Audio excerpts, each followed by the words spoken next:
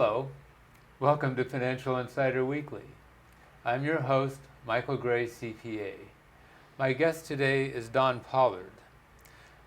Don is a chartered life underwriter and chartered financial consultant. He's an insurance broker practicing in San Jose. He's worked in the insurance industry since 1973, has managed insurance agencies, trained agents, built employee benefits departments, and is currently a broker serving individuals and small businesses in San Jose. He's a past president of the Silicon Valley chapter of the National Association of Insurance and Financial Advisors, and currently represents the local chapters in the National Association in Washington, D.C. Is that still right? That is still correct. Oh, okay, That's there we right. go. Don's company is called Advanced Professionals. Because healthcare insurance is such a critical area, we're talking about it today. This is a moving target. So we're talking about group medical insurance for small businesses, and today is January 20th, 2015. So you will be seeing the show sometime later because I'm recording shows in advance since I'm going to be working during tax season and won't be able to be otherwise recording shows. But anyway, I have been having sobering experiences learning about this now, actually dealing with it for my clients, implementing some of the things and having it for my own business. Don's been helping me with that. And so I've invited him here to discuss group medical insurance for small businesses, and maybe I could say medical insurance in general for small business, because we want to talk about some of the problem areas that people are dealing with.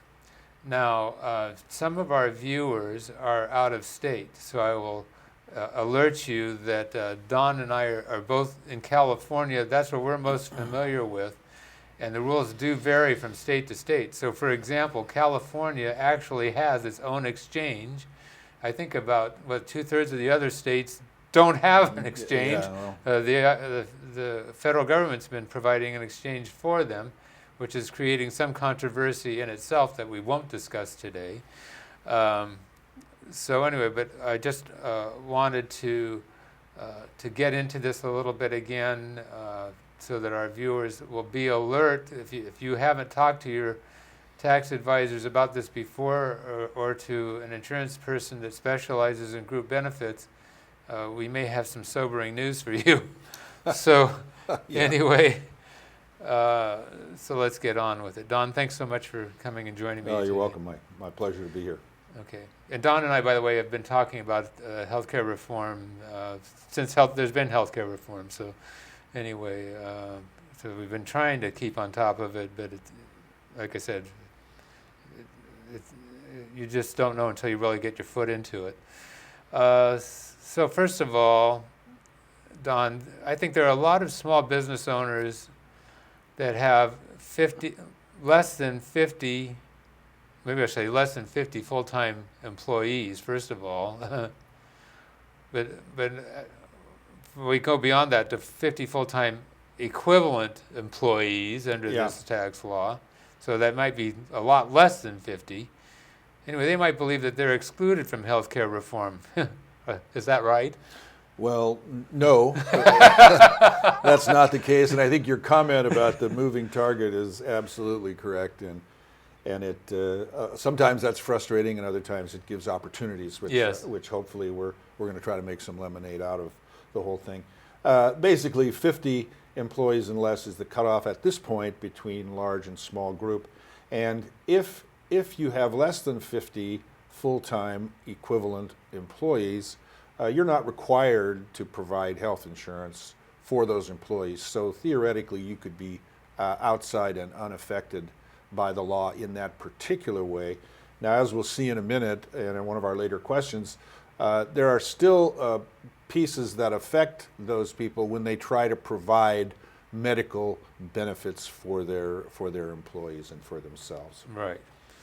So that's our first message. So you may have heard something called the employer mandate, and I guess you could say it's a buzzword.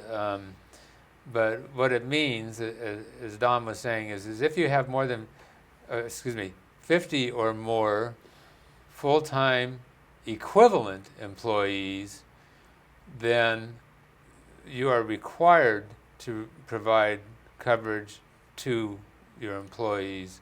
Or pay a fine. Or pay, so yeah, it's some sort of penalty. It's the player pay idea.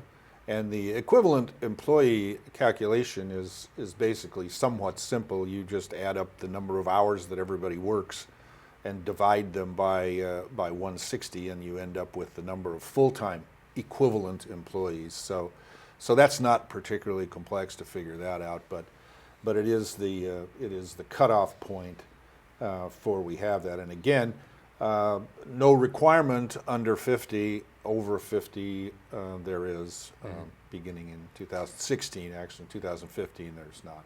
Okay, so we're not going to diddle around, folks. What is the main thing that small employers should be aware of? Well, I think if you're small employers, again, they're not required to provide medical coverage, but if they do provide medical coverage, that needs to be provided through a group insurance policy. Under the definition of group insurance. It cannot be provided through some scheme of individual insurance and some other kind of a repayment option at this point. So basically that's the main thing that they should be concerned about. So we'll get into some more details maybe about that a little later, but nonetheless. So are only employees that work 40 hours per week or more counted as a full-time employee?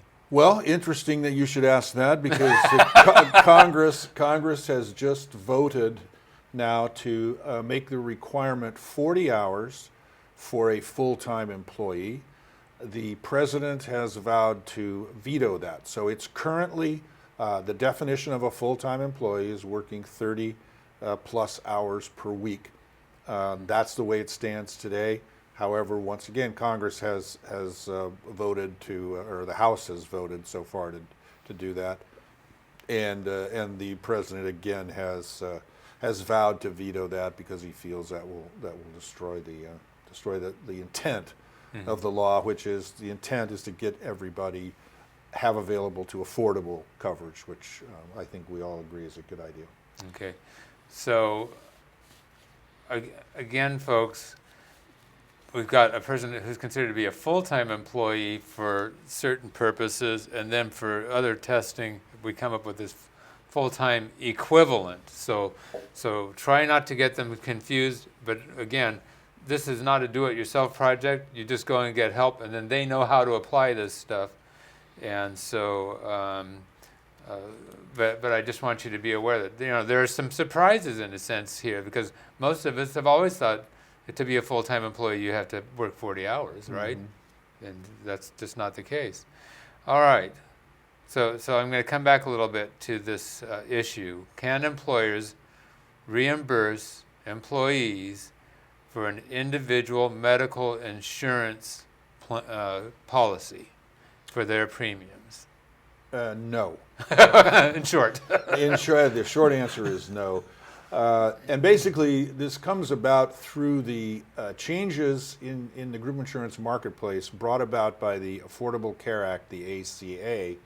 And notice 213-54 addresses some provisions of the Affordable Care Act as they relate to employer plans like health reimbursement arrangements, HRAs, flexible spending accounts, FSAs, and also a category of plans called employer payment plans. And so the guidance tells us that because of the requirement for no annual limit that the Affordable Care Act places on medical plans, that an arrangement where the employer reimburses the employee on a pre-tax basis is not going to qualify because there is a limitation. I mean, that's the technical aspect of it, but the bottom line is it can't be done with an individual policy through an employer pay plan, as it could in the past, could have been done in the past. All right. And so I know, folks, it sounds crazy, first of all, because most people say, well, I thought we were trying to provide ways for employers to provide coverage to employees. Why would they disqualify something that used to qualify? And what it comes down to is because the philosophy is they want to have group plans, I guess is the bottom line. I think that, and there may be a little bit of unintended consequences here in that they made the law all-encompassing, the Affordable Care Act, to provide for a set level of benefits. You know, you have your bronze level plans, so they wanted every plan to have at least that. You have your minimum essential benefits, which they wanted every plan to have that. And they also wanted to have no annual limits on the benefits. And that's the technicality, if you will, that kiboshes these types of employer payment plans. So the rationale is because the employer is only obligated to pay the premiums. Exactly. That's why there is a limit, even though the policy itself may qualify. That's right. So the plan itself, an employer payment plan, is deemed to be a plan, a medical plan under the ACA, like an HRA, health reimbursement arrangement. They are plans, therefore they must comply with the rules of those plans. And if they do have a limit, as you point out, you're absolutely right. If they have a limit of the amount of premium, then they're not going to qualify under that basis. All right. Well, here comes the really interesting part, folks. What's the penalty if you don't comply? Well, the penalty is $100 per day for that, which would add up to about $36,500 per year per employee. So it's pretty stiff. It certainly would warrant attention. If you find yourself in this particular situation, the time to fix it is now rather than wait. Yeah, fix it right away. Now, this penalty is reported on Form 8928. That form is due on the same due date as the employer's income tax returns, and it's filed separately. There's an extension that's available, so see your tax preparer related to this. Okay, that's but your area of expertise. But anyway, yeah, so you have to fall on your sword here. Now, can this penalty be reduced or eliminated? Well, yes, it can. It's possible to be eliminated. They can waive the penalty if you have a reasonable cause.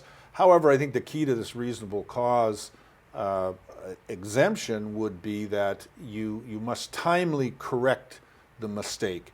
And therefore, that suggests that if you are in this situation, act quickly and make sure that you get it corrected within 30 days, which gives you the possibility of a reasonable cause, not the actuality. 30 days is a really short fuse. Absolutely. Anyway, okay. Are there other consequences of doing this type of an arrangement, of reimbursing the?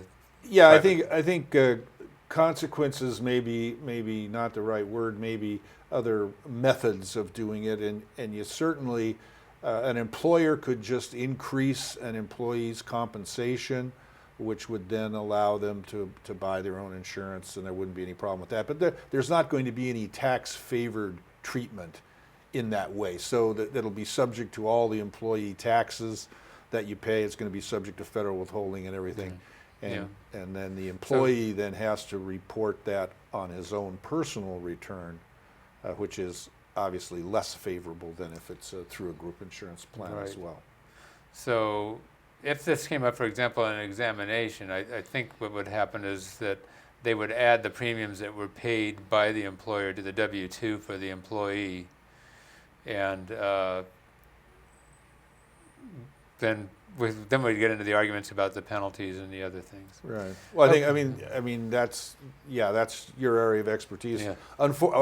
Fortunately, I've never had to go through one of these and have somebody Just suffer wait. that. But, so I'm knocking on wood, and I hope nobody sees this that wants to take me to task on it. Yeah. Well, again, I think you're pretty conscientious in pointing out to people, right along that in California, they always should have been providing through a plan anyway, a group plan. Yeah, that's right. In California, there was when reform came in, which was a while ago, it precluded people from doing things that way. Mm-hmm. Now I don't know whether the state was checked in and was after anybody for doing it, but yeah.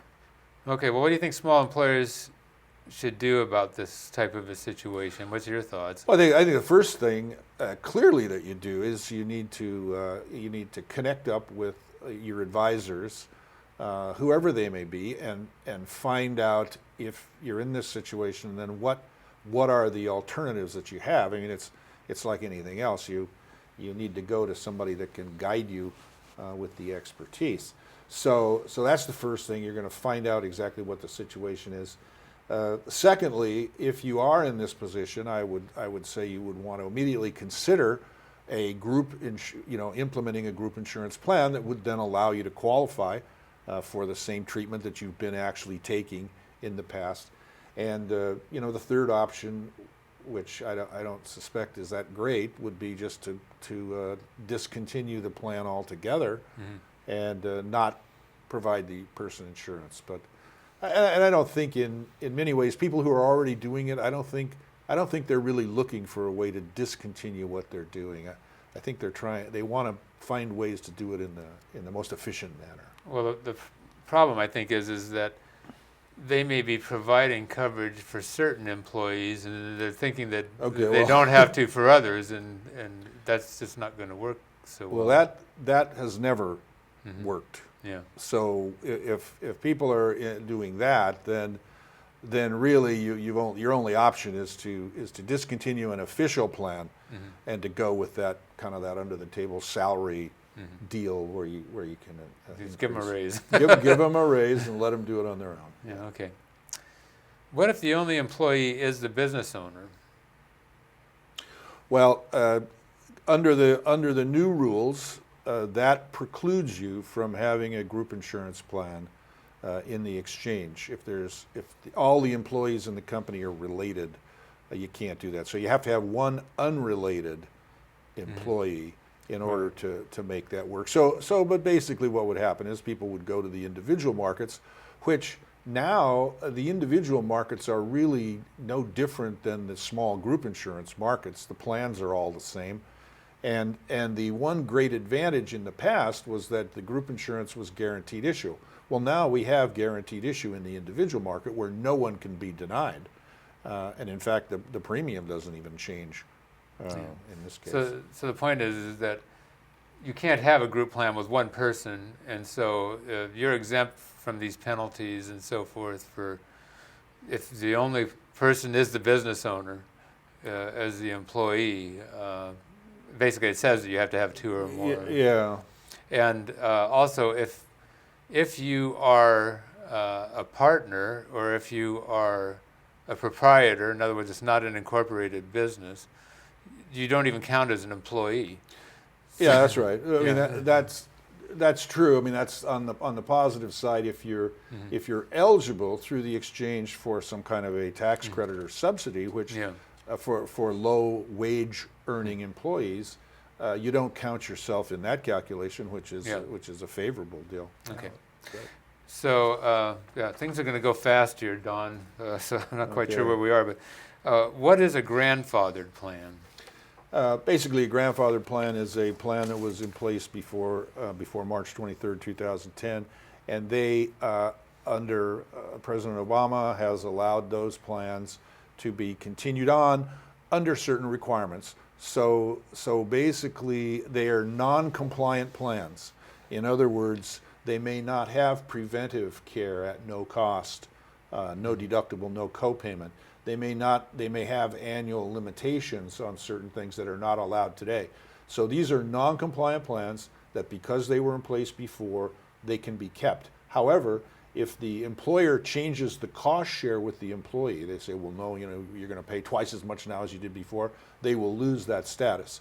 So the idea is all grandfathered plans will ultimately become compliant plans. In the small group marketplace, I don't see any plans that are really going to continue to be grandfathered, because what happens is the premiums go up substantially every year, and if the cost sharing goes up too, then you run into that issue where it's gonna go over that edge, and they're gonna lose that capability. Okay, and so the next step is, what's a grandmothered plan? Okay, so a grandmothered plan is what everybody has that had a plan before the end of this year, and that just allows you to continue the same plan you have, a non-compliant plan, for until the anniversary in 2015. So it's a Band-Aid that was put on to allow people another period of time to make adjustments to complying to the law. My understanding is it's scheduled to expire on October 1st of 2016. But anyway,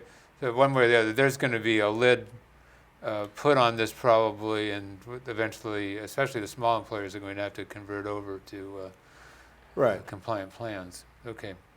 Yeah, which I mean, really, all group insurance renewals in the last year and a half should have had a part that was a comparison between a compliant plan and a non-compliant plan to make sure that you're in the right place. So I've had employers where ACA plans were better for them, and so we in fact changed when we didn't have to change. And then I've had others where it wasn't better, and so we're widening it out all the way.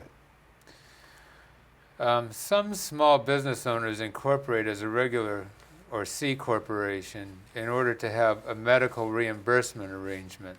Can they still do that? They can still do that as long as the medical reimbursement arrangement, the HRA, is paired with a group insurance policy. Yeah. So that's one of the really big benefits for the reason why some people even set up C corporations, because an S corporation, this just isn't available to you. All right, well, let's talk a little bit about, again, small employers under healthcare reform, this ACA. Are there some tax benefits that are there for them? So, yeah, there's some terrific tax credits that are available for certain small employers. And the maximum credit is 50% of the premium that they actually pay toward the insurance for the employee. That's for commercial businesses. Tax exempts, it's limited to 35%. This credit can only be claimed for 2 consecutive years, so there's a limitation on that. And then it can only be claimed if the employer purchases their medical coverage through the SHOP exchange. That's the name of our exchange in California. Okay. It's the Covered California SHOP exchange. Employer can't have more than 25 full-time equivalent people that we talked about earlier, and then the income, the average income can't be in a excess of 51,600. So then the credit is reduced by some specific numbers. I don't know if you want me to. It's 6.667% for each Okay. full-time employee in excess of 10 employees. Yeah. So the key to this, I believe, is, as we spoke about before, is if you're in this situation, if it's a possibility for you, get in touch with your accountant, your CPA, or your insurance broker, or whoever can help you to make an assessment and a calculation of whether these things are going to apply or how they're going to apply to you. Yeah. So those people will be your guides in that. So, like, when we talk about an average wage of 51,000, first of all, you can't live on that in Silicon Valley. That's right.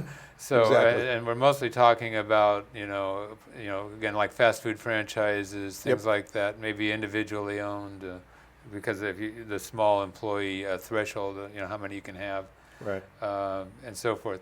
but for some businesses, this is going to be an important tax benefit.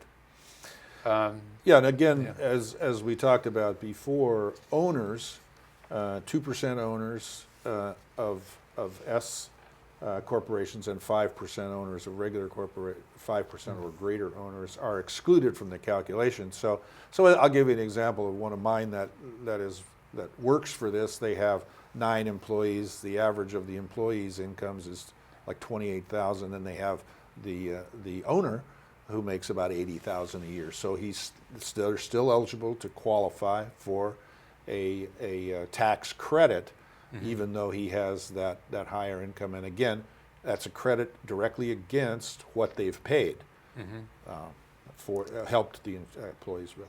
Okay.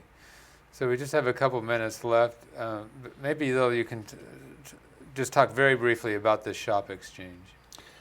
Well, the Shop Exchange is a marketplace which is put together by Pinnacle, which is the outfit that Covered California has contracted with to provide their third-party administrator services.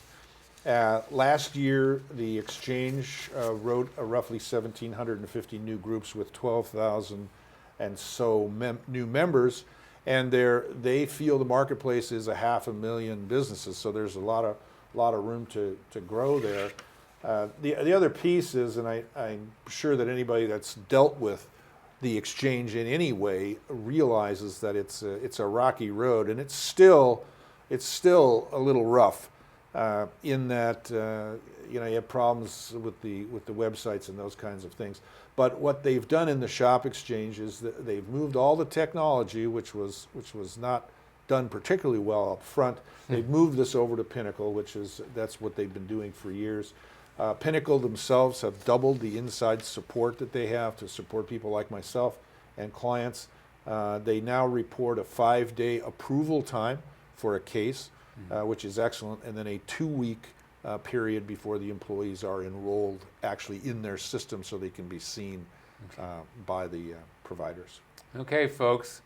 Well, we're all out of time. Don, thank you so much for joining me. Good to see you again. Again, we want this mostly to be an alert to you so that you can be aware of this related to your business. See your advisors. We'll see you next time on Financial Insider Weekly.